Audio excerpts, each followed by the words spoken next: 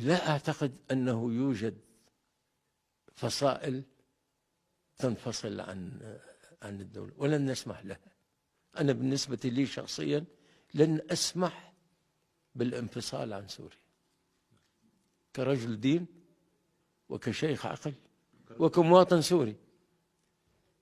لن أسمح بالانفصال عن سوريا